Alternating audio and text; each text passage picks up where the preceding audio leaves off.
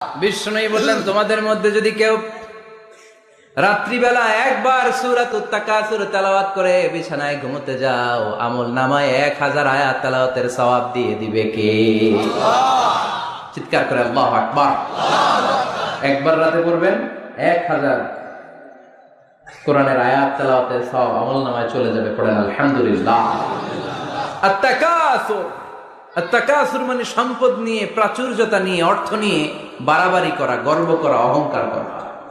সাহাবাদের মধ্যে দুইটা গ্রুপ, কথা বলতে বলতে কথার পিঠে কথা, কথার নাম লতা, ঠিক কিনা? কথা বলতে বলতে ঝগড়া লেগে গিয়েছে। দুই গ্রুপ। এক গ্রুপ বলে আমরা বেশি সম্মানিত, আরেক গ্রুপ বলে তোরা না আমরা। একদল বলে আমাদের ওটের সংখ্যা বেশি, তোমাদের এত ওট নাই।